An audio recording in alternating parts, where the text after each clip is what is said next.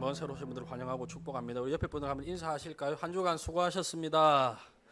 격려를 해주세요. 진짜 한 주간 너무 수고하셨고 우리 대학생들 또 개강하느라 수고하셨고.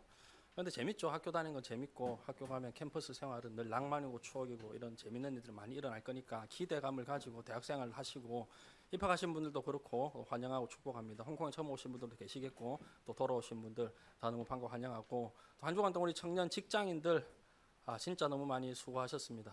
대학생들이 뭐 인생을 압니까? 모르죠. 직장 생활을 해봐야 지 돈 벌어가지고 써봐야 스타벅스 커피가 귀중한 거구나 또 알게 되고 그렇습니다. 너무 많이 수고하셨고 또 한 주간 동안 학생들도 우리 직장인도 수고 많이 하셨습니다. 여러분들이 일주일 딱 지나보면 뭔가 성과가 있어야 되는데 바로 설교예요. 오늘 본문에 보니까 베드로는 수고를 많이 했는데 밤새도록 그물을 던졌는데 물고기를 한 마리도 못 잡았습니다. 어떻게 한 마리도 못 잡을 수 있을까? 제가 가서 잡아도 한 마리 정도는 잡겠는데 어부가 그 지역에서 이름난 어부가 밤새도록 그물을 던졌는데 한 마리도 못 잡았습니다. 그런데 반전이 나왔죠. 우리가 많이 아는 분들 아시는데 기적이죠. 예수님이 깊은 데로 가서 그물을 던져라 그랬더니 그 말에 순종해서 깊은 데로 가서 그물을 던졌더니 그물에 찢어지도록 고기가 많이 잡혔더라. 근데 여러분 이 이야기에서 진짜 중요한 게 뭘까요? 중요한 건 물고기가 잡힌 다음에 그 다음에 어떤 일이 벌어지느냐 이게 중요한 거예요. 지금까지 우리가 이 본문을 가지고 순종하면 물고기 많이 잡히는구나, 순종이 중요하구나, 순종했더니 인생에 대박이 터지는구나, 우리도 순종합시다 여기에 집중합니다. 그러나 오늘 이 본문의 이야기의 포인트는 순종이 아니에요. 순종이 아니고 오늘 이 본문은 예수님이 제자들을 부르시는 거예요. 그래서 우리가 주목해야 되는 건 물고기가 너무 많아가지고 그물이 찢어지고 두 배가 가라앉을 정도로 굉장한 일들이 벌어졌더라 이 기적에 주목할 것이 아니고 이런 예수님의 기적이 어떤 의도로 해서 이루어졌느냐 여기에 우리가 주목을 해야 되는 거예요. 예수님께서 왜 어떤 의도와 목적을 가지고 베드로의 배에 물고기를 가득 채워주셨느냐 그 많은 생선들을 이제 팔아가지고 적어도 한 달 동안은 네가 돈 걱정 없이 살아라 경제적인 부담감에서 벗어나라 그런 거 아니고 예수님의 본심은 물고기를 가득 잡게 해주시고 난 다음에 그거 다 버려두고 나를 따르라는 거예요. 재밌죠 여러분? 그러면 이 물고기를 많이 잡히게 해주시기를 말든지 예수님이 이렇게 물고기를 다 잡게 해주시고 난 다음에 그걸 버려두고 나를 따르라는 거예요. 여러분 우리가 주로 예수를 믿는다라고 할 때 바라는 것들이 뭡니까? 이런 거잖아요. 순종해가지고 내 배에 물고기 가득 찼으면 좋겠다. 순종해가지고 대박 터지면 좋겠다. 순종해가지고 대학도 잘 갔으면 좋겠고 내가 순종해가지고 예수님 잘 믿어가지고 내가 원하는 직장에 척척 들어갔으면 좋겠다. 면접도 잘 보고 연봉도 올라가고 그런 승승장구하는 인생을 살고 싶다. 이런 문제 해결과 소원 성취 또는 조금 더 이전보다 조금 더 럭키한 삶을 살아가는 것이 우리가 예수 믿고 나서 우리에게 주어지는 복이다. 그렇게 기대를 많이 하지만 그런 것이 하나님의 축복이라고 생각하지만 여러분 그건 그렇지 않습니다. 우리가 신앙생활을 하면서 예수님에게 바라는 것들이 주로 다 그런 것들 아닙니까? 내가 이빨이 다 썩어 빠졌는데 어느 날 자고 일어나 보니까 순식간에 다 나았습니다. 내가 살이 많이 쪘는데 기도 한번 진하게 하고 났더니 살이 다 빠졌습니다. 막 전국에 간전 집회를 다니고 썩은 이가 금리빨로 변한 놀라운 사실 한번 보라. 그렇게 막 하면 사람들이 구름대처럼 몰려드는데 사실 그건 예수님이 또 예수님의 제자들이 추구해야 될 제자도의 본질은 아니에요.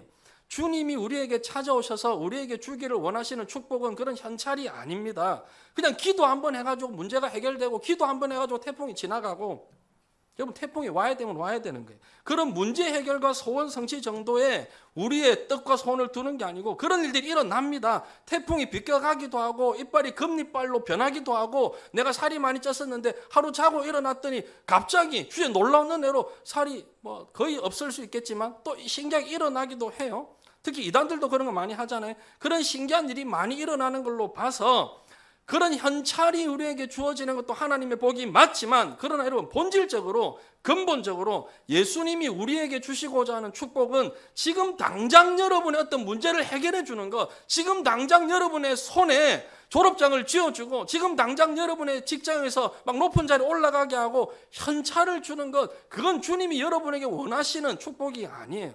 내가 예수 그리스도를 만나서 내가 정말로 얻게 되는 큰 선물이 있다면 내 삶에 뚜렷한 목표가 없어가지고 늘 내 인생은 무의미했고 지난 한 주간을 돌아봐도 그냥 다람쥐 쳇바퀴 돌듯이 나는 그저 그렇고 그런 인생을 살았고 무기력하고 또 지루한 그런 삶을 살아가던 나에게 내 삶에 드디어 내 그런 지루한 삶의 변화가 일어나기를 시작하는 것, 어떤 목표가 생기고요. 그리고 내 안에 일어난 어떤 변화의 가능성 때문에 새롭게 내가 뭔가를 시작하고자 하는, 내가 새롭게 성경을 한번 읽어볼까? 내가 90일 성경 통독을 한번 해볼까? 아니면 내가 어떤 직장에서 이런 업무의 능력이 필요한데 내가 이번에 이걸 공부를 한번 해볼까? 내가 학교에서 이런 과제를 받았는데 내가 여기에서 뭔가, 지금까지는 내가 그냥 대충 했는데 내가 이제 내 안에 예수님께서 역사를 하시는데 뭔가 나도 할 수 있다는 의지를 가지고 해볼까? 새롭게 뭔가를 시작하고자 하는 어떤 첫걸음을 떼게 만드는 원동력을 제공해 주시는 것. 쉽게 말해서 예수님은 우리에게 물고기 몇 마리 던져주시면서 야, 이것 가지고 그냥 살아, 적선하듯이 그런 걸 우리에게 주시지 않고, 물고기 던져주시는 게 아니라 그것보다는 물고기를 잡을 수 있는 능력이 우리 안에 있음을 일깨워 주시는 것. 내 안에 물고기를 잡을 수 있는 능력이 있었고, 잠재 능력이 있었고, 내 안에 주님을 따라갈 수 있는, 주의 말씀에 순종할 수 있는 내 안에 그런 의식이 있었다는 것을 예수님이 일깨워 주시는 것. 더 나아가서 이미 내 속에 물고기를 잡을 수 있는 잠재 능력과 무한한 가능성뿐만 아니라 진정한 가치인 영원한 하나님 나라를, 갑자기 소리가 작아졌네요. 소리를 줄인 겁니까? 그대로 두세요. 내가 세게 안 할 테니까. 누가 봐도 소리를 지르고 있잖아요. 그러니까 그게 들리는 거예요. 영원한 하나님 나라를 붙잡을 수 있는 영원한 가치로의 초대, 그게 예수님이 진짜 여러분에게 주기를 원하시는 거예요. 공부 하나도 안 했는데 수련회 와가지고 기도 한번 진하게 했더니 찍는 것마다 다 맞아가지고 대학에 들어갔더라. 그런 건 복이 아니에요. 내가 예수 믿은 지 10년이 됐는데, 내가 예수 믿은 지 20년이 지났는데 여전히 내 삶에 아무런 의욕도 없고 아무런 동기부여되는 것도 없고 나는 그저 그렇고 그런 사람이니까 그냥 이렇게 살다가 죽지 뭐, 이건 예수님이 원하시는 삶의 태도가 아니더라는 거예요. 제자들을 부르시는 예수님의 모습을 보면 이게 틀린 이야기가 아니라는 것을 알 수가 있습니다. 예수님이 제자들을 뽑으실 때 어떤 기준으로 뽑으십니까? 제자들을 뽑으시는데 현재 이 사람이 몇 점짜리 인생인가, 그건 고려를 하질 않으세요. 현재 그가 얼마나 똑똑한가, 현재 그가 얼마나 영향력을 미치는가, 현재 그가 그 지역에서 얼마나 어떤 유력한 사람인가, 이런 건 하나도 고려를 하지 않으세요. 만약에 그런 걸 고려했다면 오늘 본문의 주인공 베드로는 예수님의 제자 공동체 안에 들어올 수가 없는 사람이에요. 지난주까지 우리가 박 목사님 통해서 제자 시리즈를 들었잖아요. 제자 시리즈 듣고 나서 제가 박 목사님께 얼마나 더 할 거냐 물어봤더니 끝났대요, 제자 시리즈가. 난 더 있을 줄 알았거든요. 제 이야기를 넣고 몇 가지를 더 준비하시는 것 같긴 해요.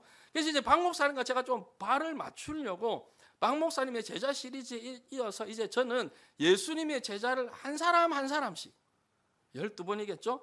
제자도의 본질과 내용을 여러분이 배웠다면 이건 이제 실천편이에요. 실제 예수님의 제자들이 어땠는지를 한번 보자는 거예요. 그 중에 우리가 예수님의 제자하면 제일 먼저 떠오르는 사람이 베드로니까 오늘 베드로예요. 성경을 보면 예수님의 제자들이 많이 나옵니다. 그 중에 뭐 70인 전도대도 있고 또 수많은 예수님의 이름 모를 제자들도 많이 있는데 성경을 보면 공통적으로 예수님의 주요한 제자는 몇 명입니까? 여러분 몰라요? 이 대답해도 돼요. 몇 명입니까? 자신감 이렇게 없어요? 12명, 혹시 12명, 12명 맞아요. 12명. 이 정도는 다 알잖아요. 예수님의 제자 그러면 12명이에요. 그런데 성경 속에는 이 12명의 제자들에 대해서 한 명 한 명 자세하게 소개해 주지를 않아요. 잘 한 명 한 명 디테일하게 그 출신이 어디고 어떻게 부르심을 받았고 막 디테일하게 12명을 이렇게 다 설명해 주지 않는다고. 그러나 또 한편으로는 성경 곳곳을 보면 그 이야기들을 모아오면, 그 제자 한 사람 한 사람 이야기, 흩어져 있는 이야기들을 모아오면 이 한 사람 한 사람에 대해서 특징에 대해서 알 수 있는 것이 또 성경의 특징입니다. 그래서 여러분 미국에 존 메가더 목사님, 정말 유명한 목사님이에요. 존 메가더 목사님 책을 하나 쓰셨는데 이게 베스트셀러입니다. 벌써 10수년이 지났습니다. 예수님이 선택한 평범한 사람들, 그 12제자를 한 사람 한 사람씩 다 분석을 했어요. 이 설교는 그 책을 거의 다 참고를 한 겁니다. 거기 보면 이 12제자의 성향에 대해서 다 분석을 해놨습니다. 한 사람 한 사람 다 달라요. 외모도 다르고 성격도 다르고 성향도 다르고. 근데 만약에 그 책을 제가 썼다고 하면 그런 능력은 안 되지만 아마 저는 제자들의 MBTI까지 분석하지 않았을까. MBTI 당연히 다 달라요. 이 MBTI는 제가 생각한 건데 외향적인 제자도 있고 내성적인 제자도 있어요. 대표적인 외향형, 오늘 본문의 베드로, 나서는 거 엄청 좋아하고요. 가만히 있으면 50점이라도 받을 건데 꼭 뭔가를 얘기했다가 틀리고 혼나고 꾸중 듣고 또 나가고. 하여튼 베드로는 외향형이에요. 대표적인 I형, 아마 대부분 I인 것 같은데 그 중에서도 알페오의 아들 야고보, 뭐 기록 자체가 없어요. 빌립 분명히 J였을 겁니다. J. 얘는 준비가 철저하고 계산적이고 쓱보고 오병이 할 때 이건 200데나로 있어야 됩니다. 아주 머리가 빨리 돌아가는 사람. 그리고 야고보나 요한 이런 사람들을 보면 얼마나 충동적인지, 막 하늘에서 갑자기 불을 내려라 그러고, 저 같은 불꽃 남자예요. ESTP, 저하고 똑같은 ESTP 아니면 ESFP. 제가 이런 생각을 하는데 갑자기 예수님의 MBTI가 궁금해지더라고요. 여러분, 예수님의 MBTI 뭘까요? 모르죠. 인터넷에 검색을 했더니 오와 나와요. 예수님의 MBTI 여러 가지 설이 있는데 제가 다 봤습니다. 각자 주장이 다 달라요. 여러 가지 설이 있는데 조금 이해가 되고 모아지는 게 INFJ. 여러분 혹시 INFJ 있어요? 없어요? INFJ. 오, 예수님 계시네요, 저기. INFJ. 아, 예수님 닮았어요. INFJ. 이렇게 설명합니다. 이상주의자이며 완벽주의적 성향을 추구하는 뛰어난 영감과 깊은 통찰력을 가진 MBTI 유형이다. 아, 저는 뭐 이걸 뭐 100% 신뢰하진 않지만 MBTI 자체를 제가 100% 신뢰하진 않아요. 어떻게 사람을 16가지 유형으로 나눕니까? 16가지가 아니라 160가지로도 못 나누죠. 예수님도 다 있어요. 예수님이 I만 I 아마 막 조용히 기도하시는 그런 모습을 생각한 것 같은데, 또 때로는 불같이 화를 내시고 대중 앞에서 언제든지 마이크를 잡고 이야기하시는 걸 보면 예수님은 또 외향적인 성향도 있고, 사실 예수님을 우리 성격으로 하는 것 자체가 좀 웃기죠. 말이 안 되죠. 예수님은 예수님인데. 아무튼 저는 이런 사람들이, 요즘 사람들이 MZ세대가 MBTI에 관심을 가지는 거 굉장히 좋다라고 생각해요. 왜냐하면 예전에는 사람을 만나면 주로 외모. 다행이잖아요. 마스크 쓰고 다 만나잖아요. 복된 진짜 세대예요. 여러분은 복된 세대. 정말 복됩니다. 복돼요. 그걸 알아야 돼요. 여러분 축복합시다. 당신은 복받은 사람입니다. 진짜 이런 시대가 없었어요. 이런 시대가 없었다니까. 요즘 뭐 이것도 아니잖아요. 3분의 2가 가려져요. 여러분 3분의 2가. 예전에 사람 담아는 다 외모로 평가해야 되고, 직업도 물어봐야 되죠. 뭐 스펙 물어봐야 되고, 연봉이 얼마냐, 출신 학교가 어디냐, 이런 것들만 다 물어봤는데 드디어 MBTI 물어보잖아요. 이건 그 사람의 내면이나 성격, 이제 그 사람에 대해서 관심을 가지는 거 아닙니까? 네 부모가 뭐 하는 사람이냐, 너는 어떤 배경을 가지고 있냐, 뭐 네 재산이 얼마, 이것보다 당신은 어떤 성격의 어떤 성의 사람입니까? 이제 그 사람에 관심을 가지는 거예요. 그건 좋다고 생각해요. 아무튼 이런 관심을 가진 제자들 한 사람 다 보니까 제자들은 다 다른 사람 12명이 모여 있는데, 그래도 정말 다른 사람들인데 중요한 공통점이 하나 나왔습니다. 그게 뭐냐면 예수님의 제자들이 12명이 각각이 다 다른 사람들인데, 이 12명의 똑같은 공통점, 우리와 똑같은 평범한 사람들이라는 거예요. 너무나 평범한 사람들이, 아니 어쩌면 평범에 미치지 못하는 사람들일 줄 몰라요. 오늘 가장 먼저 살펴보려고 하는 이 베드로는 평범한 축에도 들어갈 수가 없는 사람이에요. 현재 기준으로 점수를 매기면 낙제 점수입니다. 결함이 많았습니다. 얼마나 미숙한지 다혈질이고, 아까 말씀드린 것처럼 실속도 없으면서 아는 것도 없으면서 나서기를 좋아했고요. 베드로는 자기 주장이 엄청 강한 사람입니다. 제가 제일 피곤해하는 사람이에요. 자기 주장이 강한 사람. 또 신중하지도 못하고 충동적인 성격의 소유자예요. 예수님이 잡히시기 전날 밤에 깊이 생각 안 해보고 그냥 자기 생각의 흐름을 따라가지고, 예수님, 다른 모든 사람들이 다 주님을 버릴지언정 저는 죽어도 예수님 떠나지 않겠습니다. 물론 자기가 한 그 말이 진심은 진심이겠죠. 그러나 그 일이 어떤 일인지 조금이라도 깊이 생각을 했다면, 예수님을 따라가는 일이, 예수님을 부인하지 않는 일이 어떤 일인지 조금만 생각을 해봤다면 그렇게 잠을 쿨쿨 자고 있을 수가 없는 거예요. 그 말 자체가 물론 거기에 진심이 담겨 있지만 그 일이 얼마나 지키기 힘든 것인지 깊이 생각을 안 해본 겁니다. 더군다나 사도행전 4장 13절 같은 데를 보면 베드로는 정상교육을 받지 못한 사람이에요. 사도행전 4장 13절에 이렇게 기록합니다. 그들이 베드로와 요한이 담대하게 말함을 보고 그들을 본래 학문 없는 범인으로 알았다가 이상히 여기며 학문 없는 범인, 배우지를 못했다는 거예요. 정상적인 학교 교육을 못 받았다는 겁니다. 이런 식으로 주변 사람들이 자기를 얕잡아보고 무시해도 뭐 교육을 받을 기회가 없었으니까, 대학을 갈 기회가 없었으니까 자기의 이 인품이나 또 어떤 성격이나 지성 이런 것들을 교정받을 기회가 없던 사람이 바로 베드로입니다. 그야말로 하루 종일 하루하루 고기 잡아서 하루 그 생계를 연명하고 미래에 어떤 계획이 있는지, 내일은 뭘 하며 살 것인지, 앞으로 내가 자녀들 어떻게 키울 것인지, 내 인생의 궁극적인 플랜은 뭔지 별로 관심이 없던 사람이 베드로였다고 그렇게 추정을 해볼 수가 있습니다. 그런데 놀라운 것은 이런 현재 점수로 낙제 점수를 받을 수밖에 없는 베드로를 예수님은 그 예수님의 엄청난 하나님 나라의 사역에 초청하셔서 동력자로 부르고 계시더라는 거예요. 베드로가 예수님의 12제자 안에 들어왔을 뿐만 아니라 우리는 예수님의 제자하면 베드로가 제일 먼저 생각이 날 정도로 예수님의 수제자 중에 수제자예요. 실제로 예수님이 승천하시고 난 다음에 사도행전의 기록을 보면 사도행전 전반부의 대부분의 기록을 베드로가 그 사역을 주도해 나갑니다. 자, 이런 베드로를 예수님이 부르셨는데 사실 오늘 본문은 예수님이 베드로를 처음 만난 장면은 아니에요. 몇 번 만나신 후고 예수님이 베드로를 처음 만나신 장면은 요한복음 1장 42절로 가면 나옵니다. 여러분 한번 찾아보시겠습니다. 성경 가지고 계신 분들은 핸드폰 앱이라도 찾아보세요. 요한복음 1장 42절. 데리고 예수께로 오니 예수께서 보시고 이르시되 내가 요한의 아들 시몬이니 장차 게바라 하리라 하시니라. 게바는 번역하면 베드로라. 똑같은 사건을 기록하고 있는 마가복음 3장 16절에도 이 12를 세우셨으니 시몬에게는 베드로란 이름을 더하셨고 이렇게 되어 있습니다. 자, 예수님이 베드로를 부르셔서 처음 만난 장면에서 첫 마디가 네가 지금은 시몬이지만, 베드로의 본명은 시몬이에요. 네가 지금은 시몬이지만 장차 게바가 될 것이다. 게바는 베드로라는 말, 다른 말로 하면 반석이라는 뜻입니다. 자, 뭘 의미할까요? 이 예수님의 이 말씀 속에는 이런 의미가 담겨져 있는 거예요. 내가 이제 베드로를 만나, 시몬을 만나가지고 내가 너를 딱 만나 보니까 너는 현재 기준으로는 참 모자란 게 너무 많아. 근데 내가 너를 왜 뽑았는지 아느냐? 네 속에는 지금은 드러나지 않았지만 반석과 같은 견고한 사람이 될 거라는 이 잠재의식, 그 능력이 네 안에 있구나. 네가 지금은 시몬, 사람들에게 주목받지 못하고 사람들에게 무시당하고 미래에 대한 계획도 없고 그저 하루하루를 살아가고 고기잡이에 불과한 시몬이지만 장차 너는 게바와 같은, 베드로와 같은 하나님 나라의 견고한 반석과 같은 존재가 될 거야. 내가 너 안에 있는 잠재 능력을 내가 일으켜 줄 거야. 네 안에 있는 은사를 내가 개발시켜 줄 거야. 이 의미가 담겨져 있는 거예요. 베드로, 시몬을 보자마자 예수님의 첫 마디가 네가 지금은 시몬이지만 앞으로는 베드로가 될 것이다. 여러분, 오늘날 대한민국의 학교 교육, 공교육의 문제가 뭔지를 다 아시잖아요. 여러 문제가 있지만 요약하고 또 요약하면 교육의 문제는 이거 하나예요. 예수님의 관점으로 아이들을 바라보고 양육하는 시스템이 없다라는 것. 기준이 전부 다 현재예요.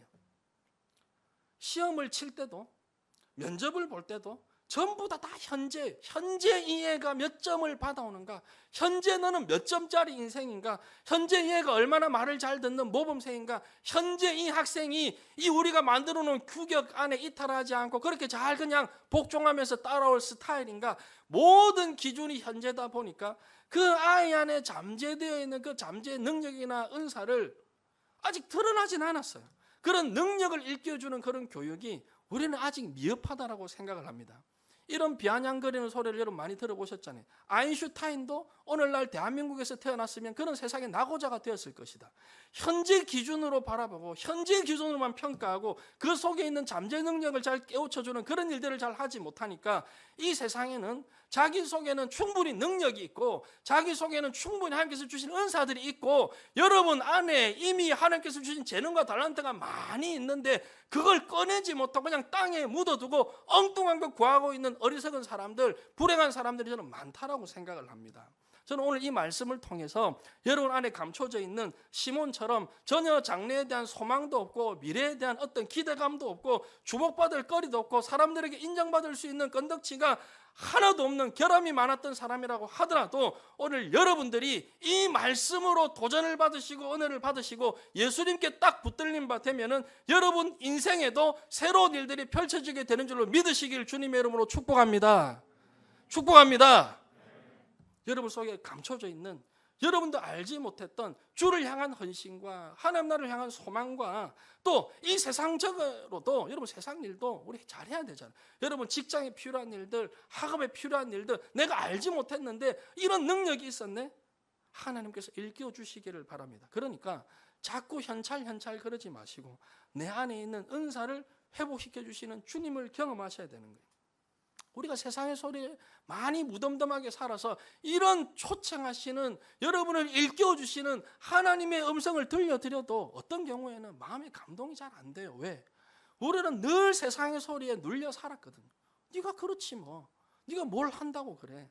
그러니까 아까 그 사도행전 4장 13절 말씀 그들을 본래 학문 없는 범인으로 알았다가 이상히 여기며 저는 이 말씀이 정말로 중요하다고 생각합니다. 저는 여러분의 삶이 이렇게 되길 바라요. 예수 그리스도를 만나고 너무 많이 내 은사가 개발되고 너무 많이 변화되고 너무 많이 다듬어져 가지고 여러분 주변 사람들이 여러분의 가족들이 여러분 주변 친구들이 오랜만에 여러분을 만난다면 여러분을 이상히 여기는 그런 일들이 일어나게 되기를 다시 한번 주님의 이름으로 축복합니다. 축복합니다. 받으세요. 여러분들 이상히 여기는 일들이 일어나야 돼요. 불행한 건 아무도 나를 이상히 여기질 않아요. 늘 똑같이 있어요. 어제 내 모습이나 오늘 내 모습이나 다혈질인 사람은 여전히 다혈질이고 말 함부로 하는 사람 여전히 말 함부로 하고 교만한 사람 여전히 교만하고 여러분 변할 수 있어요. 내 힘으로 변해야 돼. 너 예수 믿었어? 그럼 지금부터 변해야 돼. 그래가지고 이번 수련은 꼭 변할 거야.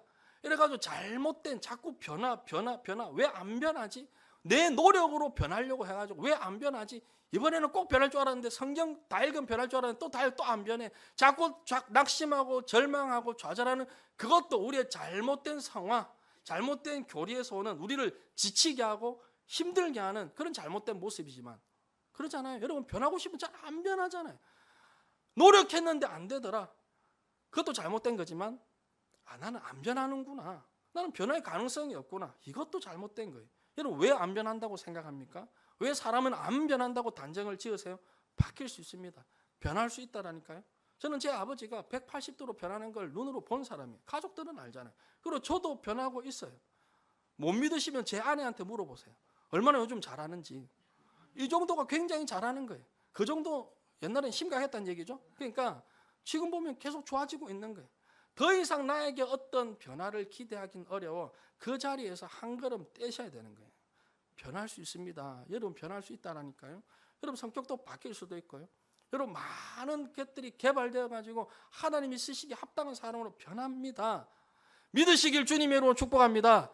변해야 돼요. 변할 수 있어요. 그래서 오랜만에 가족들 친구들을 만나면 야, 너 왜 이렇게 변했어? 너 이렇게 이상해. 너무 많이 변했어 할 때 너도 예수님 한번 믿어봐. 이 얘기가 나야 되는 거 아니에요.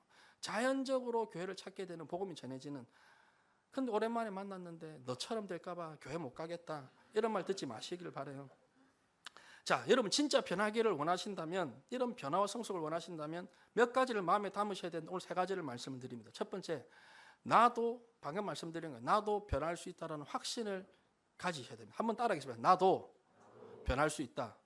이 확신이 여러분에게 필요합니다. 사실 이 땅을 사는 우리 모두는 베드로가 보여주는 상징적으로 보여주는 의미가 있습니다. 우리 모두는 예수님이 베드로를 보자마자 네가 지금은 시몬인데 장차 베드로가 될 것이야 말씀 주셨잖아요. 이 두 가지 이름의 의미가 있어요. 우리 모두는 시몬이라는 이름과 주님이 새롭게 부여해 주신 베드로라는 이름을 둘 다 동시에 갖고 사는 사람들입니다. 내가 예수 믿기 전에는 시몬이었어요. 그런데 예수 믿고 난 다음에는 베드로라는 이름을 상징적으로 우리에게 서로 부여를 해주신단 말이에요. 야곱도 마찬가지네요. 야곱으로 살았지만 하나님을 경험하고 난 다음에 이스라엘이라는 이름을 새롭게 주시잖아요. 원래 우리는 시몬이었습니다. 원래 우리는 세상에서 그저 그렇고 그런 존재로 살았어요. 그랬는데 주님이 우리를 만나주시고 우리에게 베드로라고 하는 이름을 더해 주신 거예요. 시몬이라고 하는 이름이 옛 자를 상징하는 이름이라면 베드로라는 이름은 주님을 만나고 이제 새롭게 된 피조물, 새로운 자아를, 새로운 희망을 가지고 새로 시작할 수 있는 나, 그걸 상징적으로 나타내는 이름이라고 설명을 드릴 수가 있습니다. 그런데 참 재밌는 건 예수님이 시몬을 만나자마자 네가 지금은 시몬이지만 장차 게바가 될 것이다, 그런 말씀을 주셨는데 성경을 가만히 한번 읽어보세요. 그 이후로 예수님이 살아 생전에 시몬 보고 베드로야 이렇게 부른 적이 없어요. 거의 없어요. 성경을 가만히 보세요. 예수님이 거의 대부분 시몬아 이렇게 부르십니다. 특히 베드로가 실수하고 잘못하고 오답할 때마다 시몬아 네가 잘 알지 못하는도다, 시몬아 네가 잘못해, 늘 책망할 때마다 시몬이에요. 여러분 생각해 보세요. 부르지도 않을 거면 뭐하러 이름을 바꿔주십니까? 베드로라고 이름을 바꿨으면 베드로라고 불러줘야 되잖아요. 그런데 베드로라고 이름을 바꿔주셨는데 베드로라고 불러주시지 않고 계속 그냥 시몬이에요. 여기에 굉장히 중요한 의미가 담겨져 있는 거예요. 이게 우리 모습이라는 거예요. 우리가 주님 만났습니다. 주님께서 우리에게 베드로라고 하는 새 이름을 주셨습니다. 그럼에도 불구하고 여전히 내 모습은 시몬 쪽일 때가 많은 거예요. 날마다 실수하고 날마다 넘어지고 여전히 내가 보면 나는 옛자를 그대로 가지고 있는 시몬이에요. 꾸지람 들을 수밖에 없는 결함이 많은 시몬의 모습 그대로예요. 그러나 주님이 왜 당겨서 베드로라는 이름을 주셨겠느냐는 거예요. 시몬의 모습을 여전히 하고 살아도 왜 미리 이걸 알려주셨겠느냐는 게, 너에게는 그 은사가 있다. 오늘도 내 삶 속에서, 오늘도 내가 미숙해서 실수했지만, 오늘도 내가 또 잘못해가지고 시몬의 자리로 전락했지만, 그러나 나는 여기서 포기하지 않는다. 주님이 나에게 베드로라는 이름을 주셨지 않느냐. 주님이 주신 이름이기 때문에 언젠가는 나는 베드로로 변화될 거야. 나는 오늘도 실수하고 오늘도 넘어지고 오늘도 시몬처럼 살았지만, 그러나 내일은 예수님이 이름 붙여주신 베드로로 변화가 일어날 일들이 내게도 생길 거야. 이 확신을 갖기를 예수님은 원하셨던 거예요. 그래서 저는 이 빌립보서 1장 16절 말씀을 너무나 좋아합니다. 빌립보서 1장 6절이에요. 너희 안에 착한 일을 시작하신 이가 그리스도 예수의 날까지 이루실 줄을 우리는 확신하노라. 무슨 일입니까? 이미 내 속에 그 일을 시작을 하셨대요.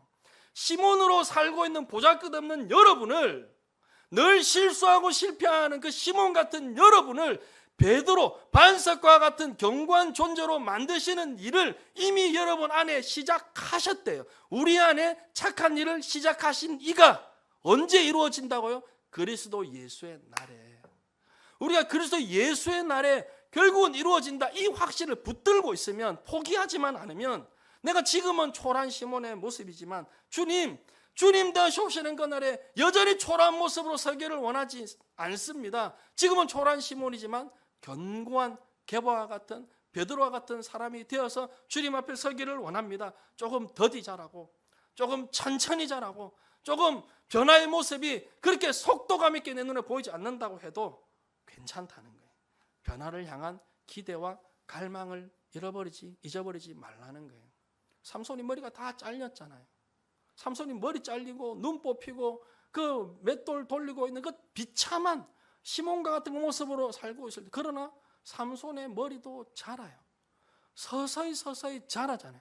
다시 한번 마지막 하나님 앞에 힘을 내어 기도하고 이번만 나로 강하게 하사 이 하나님을 대적할 우리 승리를 달라고 기도할 때 하나님 쓰시지 않습니까? 삼손의 머리가 더디 자라는 것처럼 여러분 눈에 보이지 않아도 자라고 있는 거예요. 네가 지금은 조금 늦게 출발하고 지금은 뒤쳐 보일지 모르지만 그리스도 예수의 날에 우리의 결국은 그리스도와 함께 영광스러운 자리로 들어갈 것이다. 저는 여러분과 여러분 주변 사람들에게 이런 격려와 축복의 말이 늘 울려 퍼지게 되기를 주님의 이름으로 부탁을 드립니다.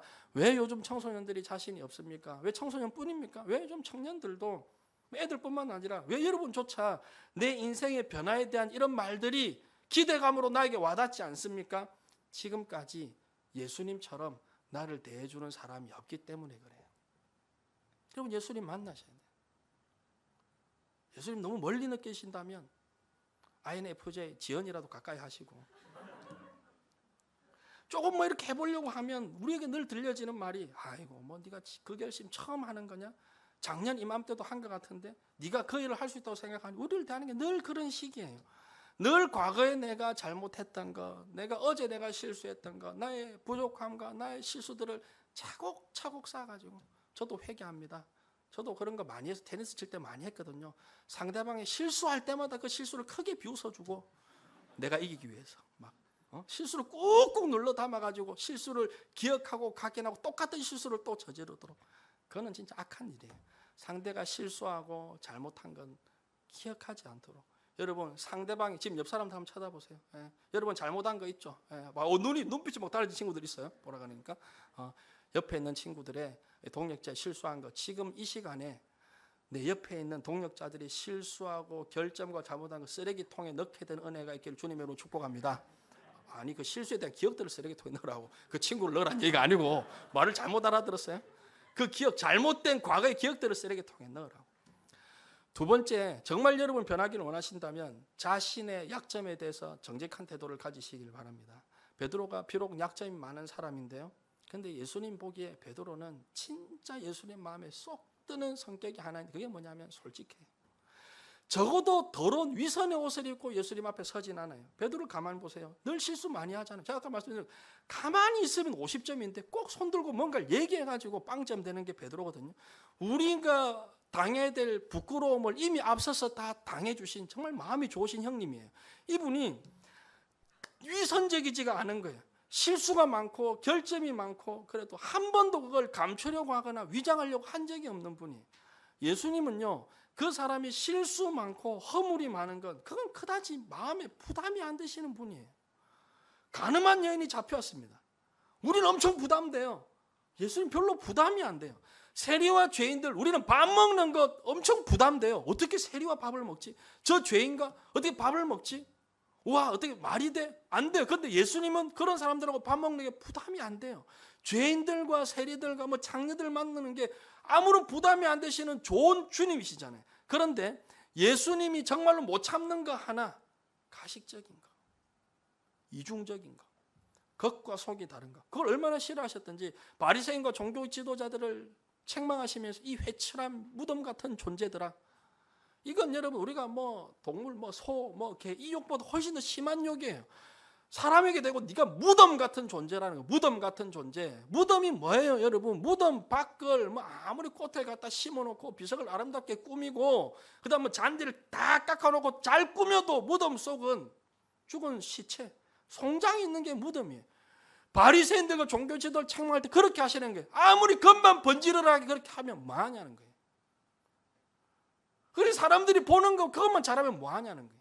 그 속이 더러운데. 근데 베드로는 그 더러운 위선의 옷을 입고 예수님께 나타나지 않는 거, 솔직한 거예요. 그래서 여러분, 예수님이 뭘 좋아하시는지를 여러분 아셔야 돼요. 저는 여러분들이 신앙생활 할 때 가면 벗고 오시기를 바랍니다. 가면 쓰고 오는 한 주님 만날 수가 없어요. 예전에 뭐 저희 청년 때 이런, 그때 실화였어요. 실화. 결혼식 때 그 신부가 다 아름답잖아요. 그렇게 아름다웠는데 신혼여행 가가지고 얼굴 씻고 나오니까 누구세요? 얘는 진짜 실화라니까. 옷으로 하니 실화예요. 화장하지 말라는 이야기가 아니라, 여러분 저는요, 여러분들이 마스크를 쓴다고 해도 화장 제대로 하고 오시기를 주님의 이름으로 부탁을 드립니다. 화장이 향도 나요. 향기도 나야 되잖아요. 또 옆에 사람을 향한 배려예요. 요즘 배려가 없는 사람들 너무 많아요. 그냥 막 와요. 보기 힘들어요. 자신을 위한 투자를 하시기를 바라요. 맨날 먹는 데만 쓰지 말고 항상 얘기해요. 뭐 피자, 통닭, 치킨, 그런 데만 돈 쓰지 말고 화장품을 비싼 걸 사시기를 바라요. 그러나 제가 지금 하고 싶은 이야기는 뭐냐면, 늘 우리가 그런 가면을 쓴 모습으로만, 그잖아요. 늘 진하게 자신의 본 모습은 꼭 숨겨놓고 아무 일도 없는 것처럼 그렇게 피상적으로 10년을 만나보세요. 그 관계에 아무런 변화가 없어요. 때로는 있는 그대로 내 모습을 보여줘야 되는 거예요. 그래서 여러분, 연애를 해도 이제 몇 년 지나고 몇 개월 지나면 좀 내 안 좋은 것도 보여주고 그럴 필요가 있다니까요. 그렇게 보여줘야 결혼하고 이혼을 안 당합니다. 그걸 안 보여주고 꼭꼭 숨기고 있다가 나중에 결혼해가지고 다 드러나니까 말도 안 되는 일이 일어나는 거예요. 그러니까 지금 내가 이 정도 보여줄 때 감당이 안 되면 헤어지란 말은 못 하겠어요. 헤어지면 안 돼요, 여러분. 헤어지면 안 돼요. 근데 보여줘야 돼요. 때로는 있는 그대로 모습이 필요해. 실수하면 실수하는 대로. 좀 모자란 대로. 우리 찬양 많이 하잖아요. 내 모습 이대로 주봐도 없어서. 내 모습 이대로 사랑하시네. 연약함 그대로 사랑하시네. 날 위해 돌아가신 주, 여러분이 연약한 거 다 안다라는 거예요. 예수님이 뭘 중요하게 생각하고 뭘 안 중요하게 생각하는지를 여러분 잘 분별하시기를 바라요. 학교에서 공부 잘하는 학생들은 어떤 학생들이에요? 선생님이 어떤 시험 문제를 낼까? 선생님 눈치가 빤하네. 선생님 이런 걸 좋아하고 이런 걸 강조했으니까 이거 나올 거야. 근데 공부 못, 죄송합니다. 머리가 딸릴 때도 있겠지만 공부 못, 이게 눈치가 없으면 선생님이 늘 강조하는 거 말고 참 변두리에 안 되잖아요. 예수님이 뭘 강조를 하셨는지를 여러분 보셔야 돼요. 죄 많은 사람들 예수님 별로 부담을 안 가지셨다니까요. 어떤 죄인이라도 오라, 세리도 오라, 창녀도 오라, 요즘 같으면 동성애자들도 오라. 저 동성애 반대합니다. 반대하지만 예수님은 일단 오라 하실 거 아니에요. 오라고 하실 거라고요. 그런 거 부담이 안 되시는 좋은 예수님이에요. 그런 예수님이 싫어하는 건 겉과 속이 싫어. 다른 거. 여러분 주님께서 우리의 이런 허물들을 직접 덮어주시고 깨끗하게 해주시라는 걸 믿고 주일에 여러분 교회 올 때마다 가면 벗고 화장은 하시고요. 화장은 하시고 그러나 내면에 이 속에 가면 다 벗고 정직한 모습으로 주님 앞에 서는 여러분 되기를 주님의 이름으로 축복합니다. 마지막 세 번째, 이게 중요합니다. 마지막 세 번째 여러분 변하고 싶으십니까? 예수님 사랑하셔야 됩니다. 이 예수님 사랑하는 마음이 변화의 가장 중요한 원동력입니다. 요한복음 21장 한번 가보실까요? 여러분 아는 사건. 요한복음 21장에 가면 요한복음 21장 15절서부터 이렇게 기록합니다. 예수께서 시몬 베드로에게 이르시되 요한의 아들 시몬아 내가 이 사람들보다 나를 더 사랑하느냐 하시니 이르되 주님 그러하나이다. 내가 주님을 사랑하는 줄 주님께서 아시나이다. 이르시되 내 어린 양을 먹이라 하시고 요한복음 21장 15절서부터 세 번 주님이 물으시는 이 사건을 통해서 연약한 시몬이 완벽한 베드로로 탈바꿈 하는 사건이 여기에서 시작이 됩니다. 근데 여러분 이 요한복음 21장의 배경을 아시잖아요. 21장 7절에 보면 예수의 사랑하시는 그 제자가 베드로에게 이르되 주님이시라 하니 시몬 베드로가 벗고 있다가 주님이라 하는 말을 듣고 겉옷을 두른 후에 바다로 뛰어내리더라. 이 상황은 베드로가 불과 얼마 전에 예수님 십자가 지실 때 해서는 안 되는 비열한 짓을 합니다. 예수님의 가슴에 대못을 박았습니다. 절대로 저는 주님을 버리지 않겠습니다. 그랬는데 예수님 뭐라고 하세요? 아니다. 네가 닭 울기 전에 3번 나를 부인할 거야. 실제로 어떻게 됐습니까? 베드로가 결정적인 순간에 예수님을 부인하고 예수님을 저주까지 하고 그리고 닭 울음소리를 듣고 베드로가 무너졌습니다. 여러분 혹시 주변에 은사분이나 존경하는 분들에게 치명적인 실수를 저지른 경험이 있으십니까? 아니면 내가 누군가에 대해서 막 뒷담을 했다고 칩시다. 막 부인하고 저주하고 그러면 그 사람을 딱 만났어요. 만나지던가요? 그분 옆에 가까이 못 가요. 용서도 제대로 못 구합니다. 미안해서. 베드로가 지금 그런 상황이란 말이에요. 그런 베드로였는데 예수님한테 제가 얼마나 미안하겠어요. 내가 부인 안 하겠습니다. 죽어도 주님 따라가겠습니다. 그랬는데 그 말 끝나자마자 그 메아리가 채 사라지기도 전에 예수님을 저주하고 도망갔던 베드로.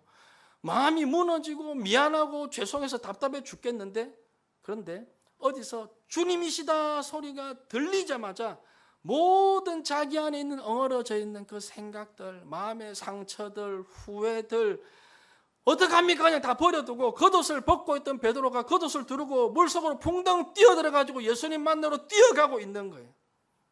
어디서 예수님이다 이게 들리자마자 예수님한테 미안한 건 너무나 미안한 거고 너무 예수님 사랑하고 좋으니까 뛰어가는 거예요. 뭐가 느껴지세요? 베드로는 진짜 예수님 사랑했다는 거예요. 정말 예수님 사랑했습니다.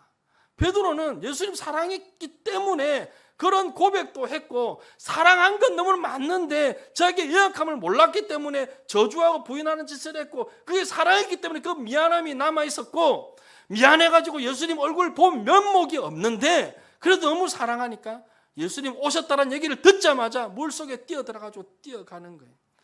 그 베드로를 주님이 불러서 3번 확인하잖아요. 네가 나를 사랑하느냐? 네가 나를 사랑하느냐? 네가 나를 사랑하느냐? 왜 3번 물으셨을까요? 베드로가 3번 부인했잖아요. 그 3번 부인한 걸 3번 사랑한다는 고백으로 갚아주시고자 하는 예수님의 깊은 뜻이 거기 있는 거예요. 저 같으면 베드로 만나가지고 야, 너 부인 안 한다며? 너 그 다짐은 어떻게 된 거야? 너 왜 도망갔어? 이걸 먼저 물어봐야 될 것 같은데 예수님은 그거 물어보지 않으시고 그냥 네가 나를 사랑하느냐. 저는 그 대목에서 진짜 제 눈물이 나는 거예요. 목사지만 부끄러운 게 얼마나 많을까요? 목사가 되기 전에도 부끄러운 짓 많이 했고 목사가 되고 난 다음에 늘 부끄러운 것밖에 없는데 예수님은 오늘도 저에게 찾아오셔서 야, 너 어제 너 그거 잘못했잖아. 그러면 제가 할 말이 없는데 예수님은 제가 과거에 잘못했던 것들 일일이 다 따지지 않으시고 너 그때 왜 나 부인했어? 왜 나 도망갔어? 네 그 헌신한다고 여러분 결단한 대로 다짐한 대로 다 지키셨습니까? 베드로 욕할 자격이 있으세요? 여러분도 수없이 많이 결단하고 수없이 많이 헌신한다고 고백했는데 못 지킨 게 얼마나 많아요. 근데 예수님 찾아오셔가지고 야, 너 100만 원 헌금한다 그래서 100만 원 어디 가서 내놔 이렇게 말하지 않으시고 네가 나를 사랑하느냐? 네가 나를 사랑하느냐? 저에게 물으시니까 눈물이 나서 견딜 수가 없는 거예요. 여러분에게도 동일하게 예수님 물으시는 거예요. 주님은 여러분에게도 물으세요. 여러분 예수님을 사랑하십니까? 아멘 하셔도 돼요. 여러분 예수님 사랑하십니까? 사랑하는 건 진심이잖아요. 맞잖아요. 저도 사랑하는데 사랑 안 해서 죄 짓는 게 아니라 사랑하는데 우리 부족한 거 있는 거예요. 주님이 저에게 물으세요. 네가 청년들을 사랑하느냐? 그렇게 묻지 않으세요. 네가 청년들을 사랑해서 청년부 담당 목사를 하는 게 아니고 네가 나를 사랑하느냐? 주님을 향한 사랑을 확인시켜 주시는 거예요. 이 중요한 얘기를 하려고 하는데 뒤에 장로님들이 계셔가지고 제가 이거 할까 말까 고민이 되는데 때로는 성도님들이 사랑스럽지 않아요. 하시라고 했어요. 유장로님이 하라고 했기 때문에 하는 거죠. 때로는 청년들이 안 사랑스럽습니다. 솔직하게 말씀을 드리는 거예요. 그럴 때마다 주님 사랑하는 마음으로 이겨내는 거예요. 어제 한 중고등부 교사가 저를 찾아와가지고 교사하면서 힘든 일들, 학부모에게 상처받고 자기 그렇게 할 필요 없는데 자기는 잘하고 있는데 오해를 받고 이런저런 어려움을 당하고 어제는 같이 제가 열을 내주느라고 그렇지 않아도 찾아왔는데 막 또 설교하면 또 저한테도 날라오고 같이 열을 내주는 얘기를 하지 못했지만 해주고 싶은 이야기가 그거예요.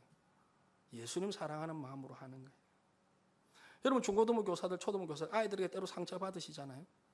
상처받으시잖아요. 왜 상처를 안 받겠어요? 상처받죠. 그런데 여러분 마음 가운데 질문은 내가 주님을 사랑하는가?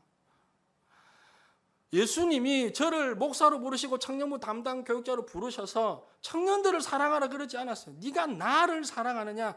이렇게 설명할 수밖에 없는 제 형편을 이해하고 들어주세요. 어떨 때는 진짜 안 사랑스럽습니다. 충격받는 일이 너무 많아요. 사랑스러울 때도 있고 안 사랑스러울 때도 있고 심지어 같이 사는 아내라고 해도 여러분뿐만 아니라 같이 사는 아내도 늘 사랑스럽습니다. 늘 사랑스럽고 제 얘기를 하면 아내 입장에서 아내가 저를 안 사랑스러워할 때 있을 거예요. 분명히 있을 거예요.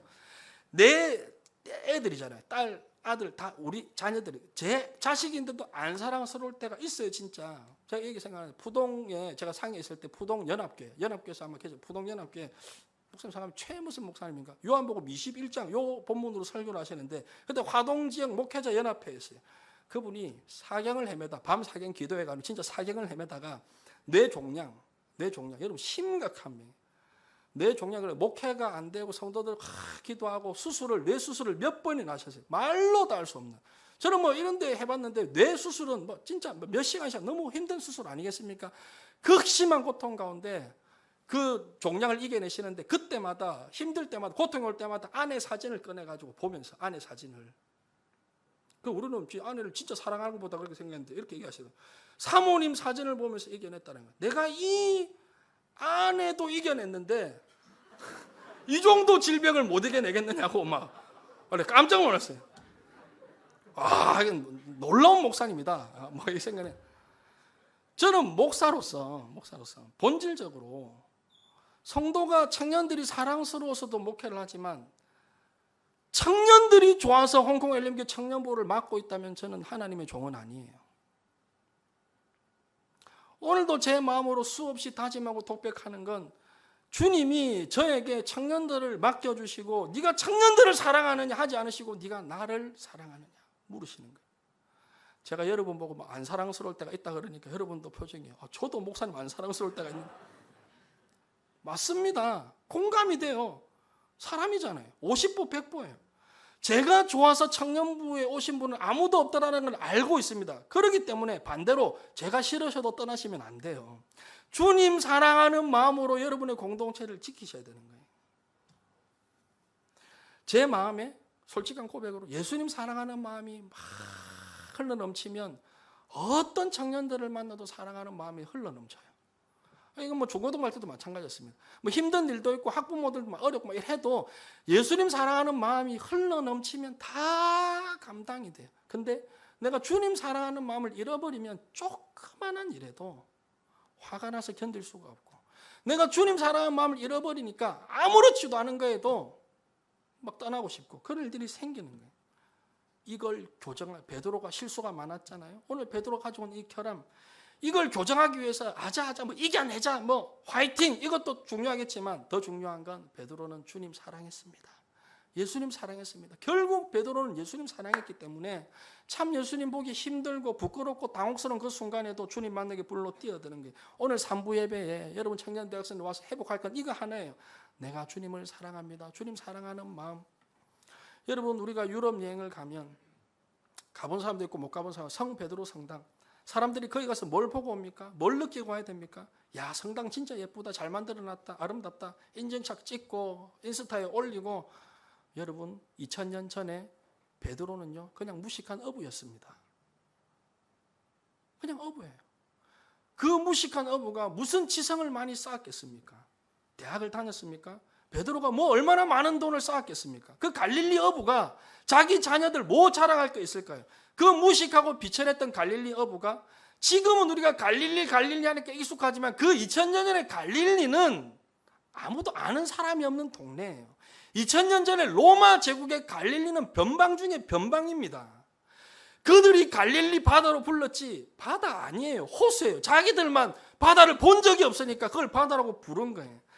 그런 형편없던 베드로가 2000년이 지났는데 오늘날 자기 이름이 들어가 있는 베드로 성당이라고 하는 그 이름이 들어가 있는 성당에서 수많은 사람들로부터 존경을 받고 있는 거예요. 어떻게 이 일이 가능했습니까? 주님이 베드로를 부르실 때 그 부르심에 응답했기 때문에. 오늘 여러분에게 질문합니다. 지금 여러분이 가지고 있는 돈, 뭐 얼마 되지 않겠죠. 여러분이 가지고 있는 학력, 스펙, 지식, 뭐 뼈대 있는 가문, 2000년 뒤에도 여러분을 지켜줄까요? 생각해 보시기를 바라요. 그러면 그게 영원한 게 아니라면 무엇을 붙잡고 살아야 되는가도 생각해 보시기를 바랍니다. 여러분, 영원히 여러분을 지키고 보호하고 여러분 영원한 존재로 만들 수 있는 건 예수 그리스도밖에 없는 줄로 믿으시길 바랍니다.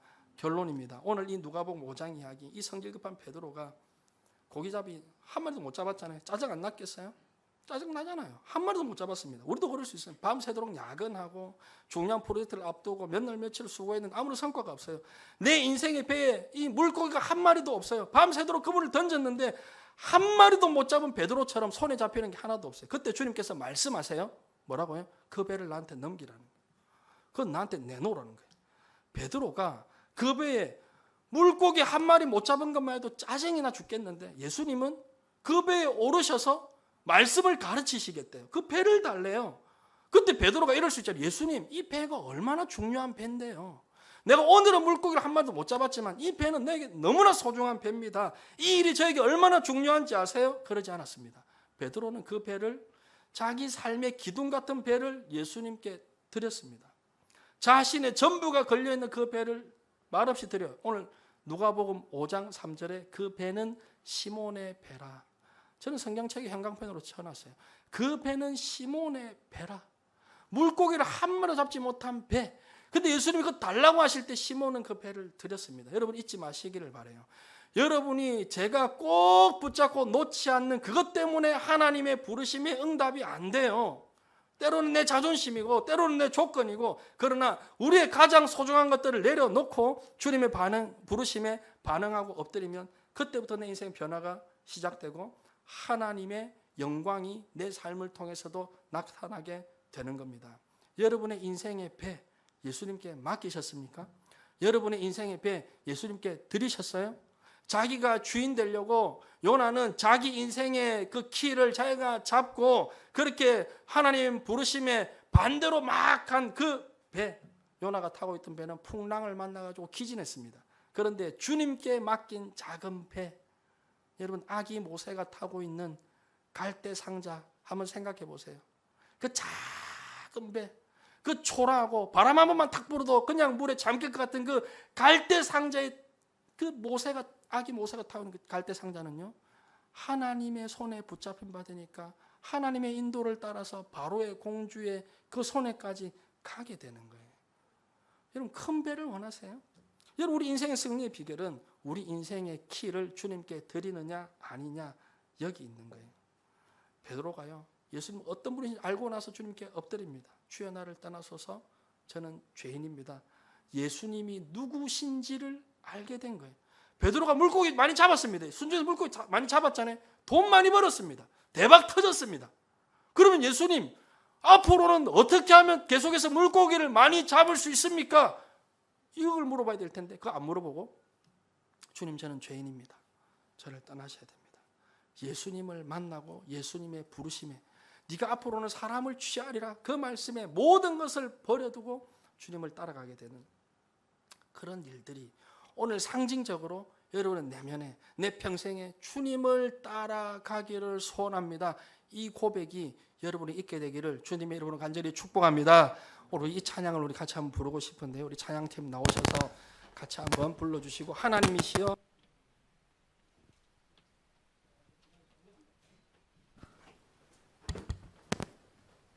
예, 자리에서 일어나서 찬양합시다. 다 일어나서 여러분 하나님 이름은요 부르는 것만 해도 힘이 돼요. 준비하는 동안에 제가 말씀드릴게요. 여러분 제가 마지막 드렸던 거 말씀 기억하시고 변화의 원동력은 하나님 사랑하는 마음이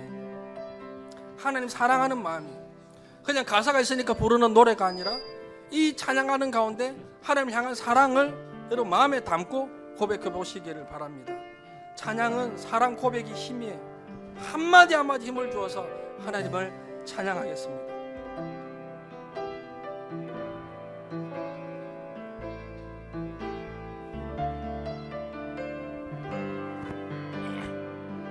가사 켜주세요. 앞에 화면 하나님이시여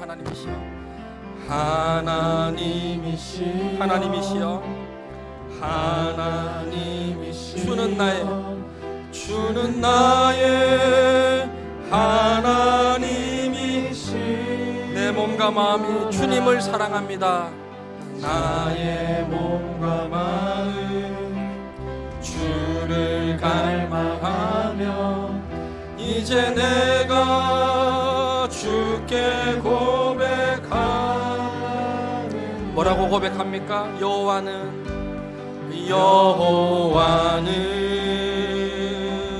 나의 힘이요 여호와는 나의 구원이시니 우리가 위기를 만날 때마다 내가 누구를 두려워하 원수가 공격할 때마다 여호와는 생명의 피난처 주님을 사랑하는 마음으로 주의 인자가 생명보다 나음으로 내 입술이 여호와를 찬양 우리 주님께 사랑 고백합니다. 내 평생에 주를 찬양하며 주의 이름으로 내 손 들리라. 하나님이시여 시몬과 같은 나를 베드로로 불러주신 하나님 주는 나의 하나님이시로다. 나의 몸과 마음 주를 갈망하며 이제 내가 주께 고백하는 말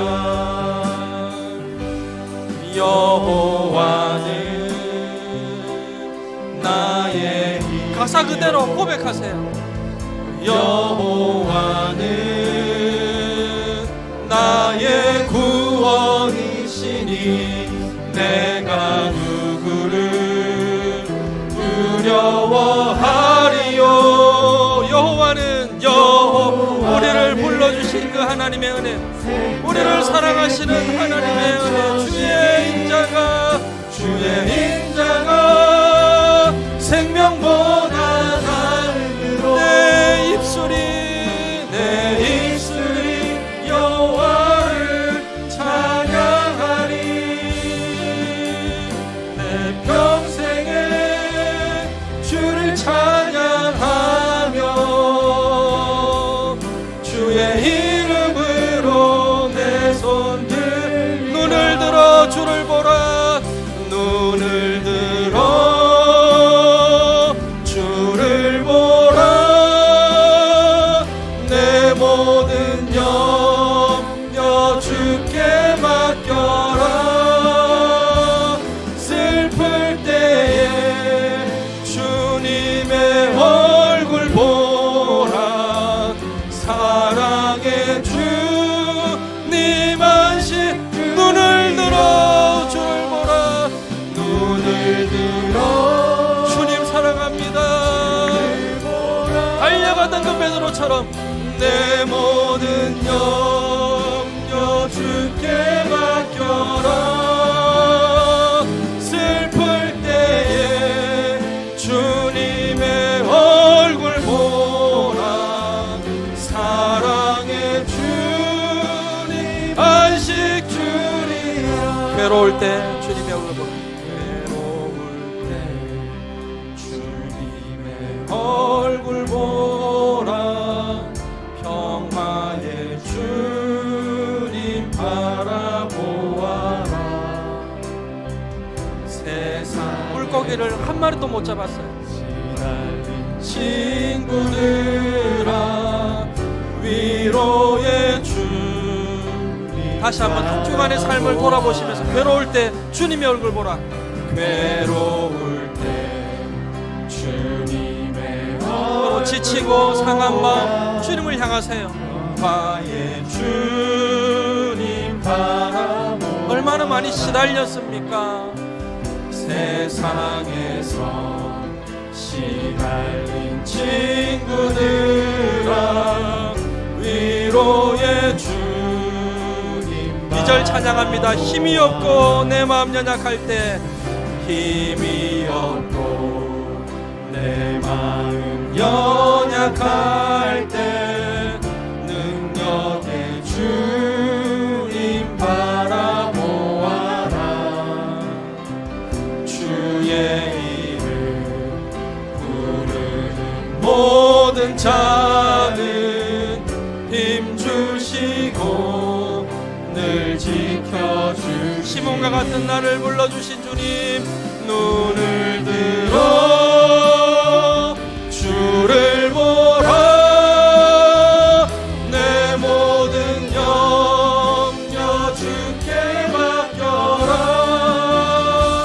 슬플 때에 주님의 얼굴 보라. 사랑의 주님 우리 다시 한번 눈을 들어 주를 보라. 눈을 들어 주를 보라. 내 모든 염려 내 모든 염려 주께 맡겨. 우리 마음이 힘이 들어도 슬플 때 주님의 얼굴 주님의 얼굴 보라. 사랑의 주님 안식 주리라. 이 장을 한번 한 목소리로 기도하시겠습니다. 하나님, 나도 변할 수 있다라는 확신 갖게 하여 주옵소서. 내 자신의 약점을 하나님 앞에 정직하게 드러낼 수 있는 하나님 앞에서의 정직과 겸손을 회복시켜 주옵소서. 하나님, 가면 쓰지 않고 신앙생활하게 하여 주옵소서. 주님 사랑하는 마음이 내 안에 흘러넘치도록 주님 사랑을 공급하여 주옵소서. 주님 사랑합니다. 예수님 사랑합니다. 하나님 사랑합니다. 아버지 사랑합니다. 성령님 사모합니다. 우리 주여 한번 부르시고 기도하시겠습니다. 주여. 감사합니다. 하나님 우리 안에 하나님의 사랑을 공급하여 주시옵소서. 하나님 시몬을 부르셔서 베드로와 같이 하나님 그 하나님 나라의 놀라운 동력자로 부르셨던 하나님의 은혜가 오늘 우리 예배한 우리 청년들에게도 우리 학생들에게도 그대로 있게 하여 주시옵소서. 하나님 앞에 갈망하는 마음으로 나온 우리 청년들 이 한 번 예배가 내버려 드려지기를 원합니다. 하나님 변할 수 있는 확신 갖게 하시고 우리 안에 이미 허락하신 하나님께서 주신 은사와 능력들이 개발되어서 하나님 나라의 쓰임받을 뿐만 아니라 하나님 홍보의 냄새의 기도문 같은 일꾼을 자라나게 하시고 이 홍보의 쓰임받을 일꾼을 되게 하시고 많은 사람들에게 영향력을 끼치는 하나님의 사람들 다 되게 하여 주옵소서. 하나님 무엇보다 우리 안에 사랑을 공급하여 주시옵소서. 하나님 주님 사랑하는 마음을 하여 주시옵소서. 주님 사랑하기를 원합니다. 아버지 하나님 감사합니다.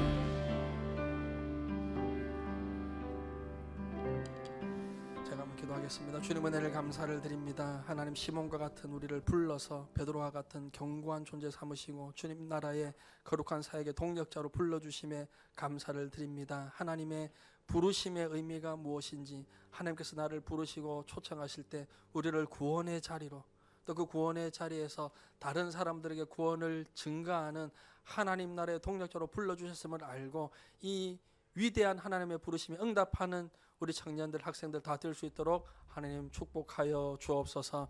하나님 주님 사랑합니다. 주님 사랑한 마음을 더 공급하여 주시고 우리의 약점을 정직하게 주님 앞에 내려놓게 하시고 겸손한 마음으로 변화받기를 갈망하는 마음으로 이 교회를 통하여 이 교회를 통해 주시는 말씀을 통하여 공동체를 통하여 하나님 다듬어지게 하시고 변화받게 하시고 그래서 주변에 많은 사람들이 우리 주변에 가까웠던 사람들이 오랜만에 우리를 만날 때 이상히 여기며 기이 여기며 하나님 나라의 복음이 자연스럽게 전해질 수 있는 은혜를 우리에게 허락하여 주시옵소서. 하나님 오늘 이 예배 후에 문 밖으로 나아갈 때 우리 청년들 우리 학생들 하나님께서 주시는 은사와 달란트와 능력이 있다라는 확신 가지고 나가게 하여 주시옵소서. 이번 한 주간 승리하게 하시고 학업 가운데 직장생활 가운데 하나님 함께 하여 주시옵소서. 감사드리며 주 예수님의 이름으로 기도드립니다. 아멘. 우리 주 예수 그리스도의 은혜와 하나님의 사랑과 성령님의 감화 감동하심과 위로 교통하심이 나도 변할 수 있다라는 확신 가지고 주님 사랑하는 마음으로 예수님의 교장함을 받으며 주님의 제자로 살아가기를 원하는 이 자리에 머리 숙인 하나님의 백성들 머리 위에 제자들 위에 지금부터 영원까지 함께 하실지어다. 아멘.